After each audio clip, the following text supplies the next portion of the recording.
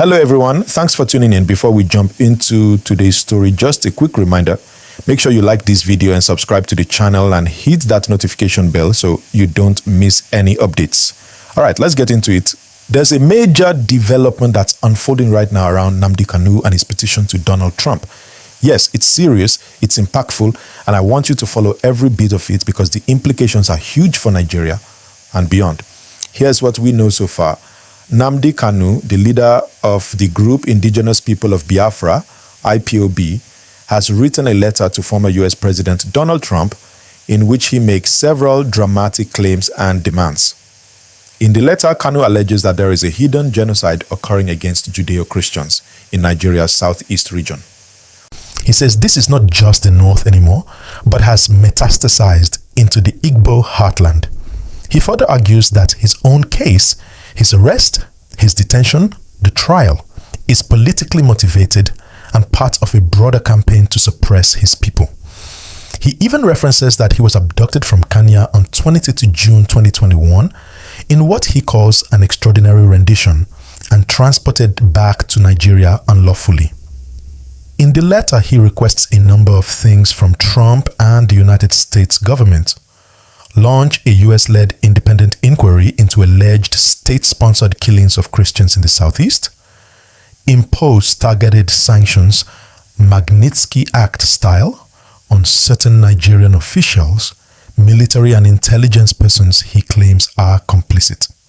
Support an internationally supervised referendum on self-determination for the Igbo people as the only peaceful path, according to him.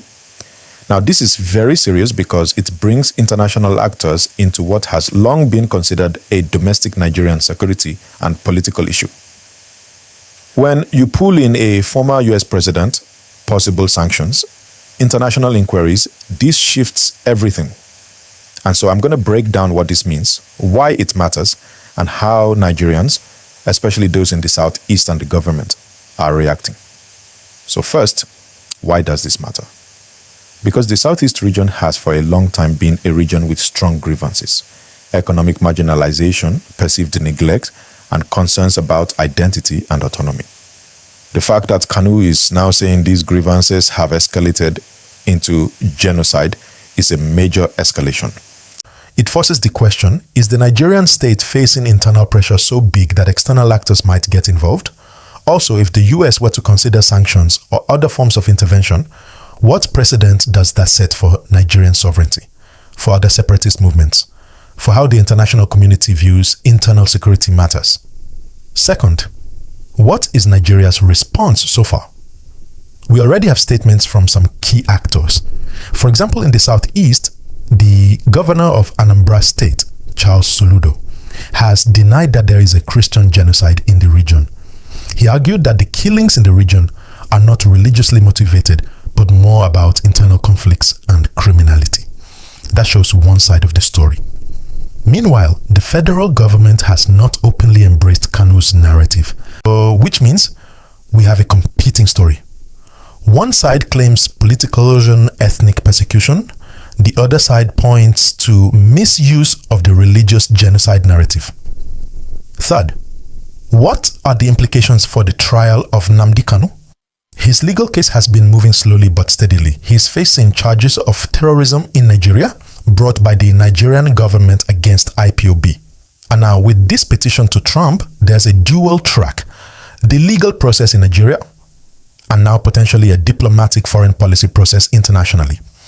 If the US takes action or even signals action, it could affect the Nigerian government's ability to conduct the trial as usual or apply pressure for release or change of venue. Fourth, what should we as Nigerians watch out for? Monitor whether Trump's team or US lawmakers respond in any concrete way. Hearings, statements, sanctions, inquiries. Watch how the Nigerian government reacts. Does it brush it aside, denies it, or push back strongly? That will tell us how foreign diplomacy will play out. Look at the effects in the Southeast. How do the local people respond to these claims? Do we see increased protests, mobilization, public realignment? Observe the legal timeline of Kanu's trial. Does this petition change the pace, open up new delays, or shift the focus? Fifth, what's at stake for ordinary Nigerians? Many things. If sanctions hit Nigerian officials or the country, the ripple effects could include foreign aid cuts, currency impacts, investment hesitancy, diplomatic isolation. Also, the narrative of genocide is very heavy. It can inflame tensions, heighten ethnicity and religion-based divisions, possibly provoke violence or unrest. So this story isn't just about Kanu and Trump, it's about society, unity, governance, rule of law. Sixth, some critical questions we must ask. Is the genocide claim substantiated to the level Kanu says it is? We might need independent verification, investigation. What is the legal basis for the referendum he requests? How realistic is international backing for that? Could this move backfire? For Kanu, as a strategy, does appealing to a foreign power help his cause, or does it shift the burden away from internal Nigerian solutions? How will Nigeria's government respond in terms of strengthening institutions, addressing grievances, or pushing back? Now, let me tie in a broader related talk to deepen the context. Historically, we have the story of the Nigerian Civil War, 1967 to 1970, when the Igbo-dominated region sought to secede as the Republic of Biafra. More than 1 million people died in that war. The memory of that event still looms in the southeast. Today's claims by Kanu evoke that past: self-determination, perceived state oppression, identity politics. So when he talks about supporting a self-determination path, it triggers that historical memory. Many in the southeast will hear echoes of Biafra. This means this story must be handled carefully so it does not stir up violent secessionist tension again. Let's start with the best case scenario for everyone involved. In a peaceful and constructive outcome, Kanu's petition draws attention to real issues of marginalization and security in the southeast, and that pressure leads to dialogue, not chaos. Maybe, just maybe, the Nigerian government will decide to reevaluate how it handles political grievances in that region. They could strengthen human rights oversight, rebuild confidence with local communities, and release or resolve Kanu's case through legal or political channels instead of prolonged detention. That would help lower tensions, reduce attacks, and sit-at-home orders, and calm the region. Also, a respectful dialogue could help investors regain confidence, because let's be honest, when there's fear or unrest, investors withdraw. But then there's also the worst case scenario, and we need to be realistic about it. If this petition is ignored, or if it escalates into international tension, say the US responds strongly or Nigeria reacts defensively, we could see diplomatic friction. If words like sanctions or genocide inquiry start flying around, Nigeria could face external pressure that might complicate its international relations, especially now when the country is trying to stabilize the economy, attract foreign investors, and rebuild trust with the global community.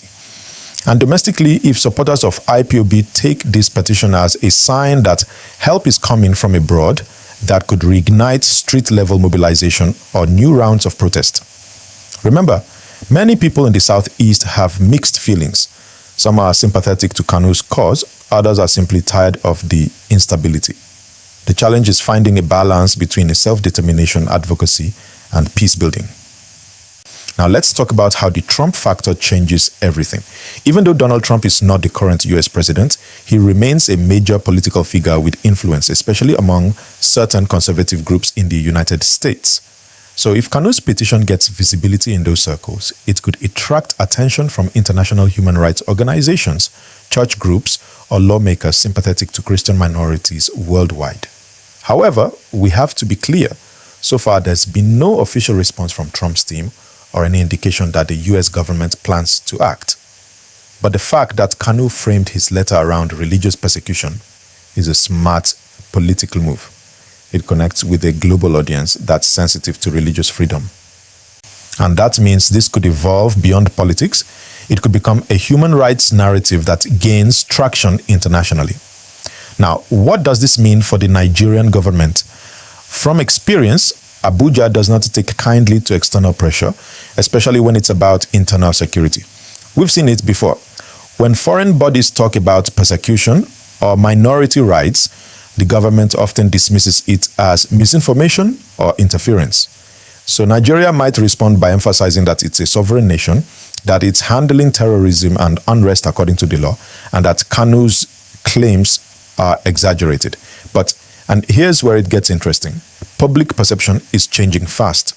More Nigerians, especially the youth, now watch how their leaders are portrayed globally. When international media or foreign politicians talk about Nigeria, it affects how people inside the country feel. That's why even a simple letter like this can shake things up. It affects credibility, it shapes the story, and it can influence how both local and global communities see what's happening in the Southeast. Let's bring this home. What does this mean for ordinary Nigerians watching right now? It means you have to stay alert, not emotional. There's a lot of information online, some real, some twisted. Always verify before you believe or share. Don't allow social media headlines to make you angry or hopeless. Because while politicians, governments, and activists are playing international chess, it's the citizens who face the real consequences if things go wrong.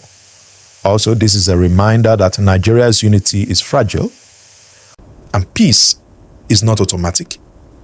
It must be built and maintained through justice and fair treatment. Whether you support Kanu or not, this is the moment to insist that the rule of law must stand. If he's guilty of crimes, the courts should prove it openly. If he's being detained unfairly, then justice should also be served transparently. Because once justice fails, everyone becomes vulnerable. Today, it's the Southeast. Tomorrow, it could be another region. Now, another thing we must look at is how the media, especially social media, is shaping the story. You might have noticed how fast videos, posts, and statements about this petition are spreading on X, Twitter, Facebook, and YouTube. Many of them are exaggerated, some even misleading. That's why I always say, don't just consume, confirm. The same way you're watching this now. Watching credible updates. That's how to stay informed without being manipulated. And before we wrap this segment, let's not forget, Nnamdi Kanu is still in the custody of the Department of State Services, DSS, and his trial at the Federal High Court is still ongoing. The next court date will be crucial because his lawyers are likely to reference this petition in court or in media interviews. That could add pressure on both the judge and the government to show fairness and transparency. But for now, this is where things stand. A bold international petition, rising global attention, and a country waiting to see how the story unfolds. If you're still watching, please like this video right now and subscribe to the channel. Your support helps us keep bringing you verified updates and deeper analysis of stories that matter.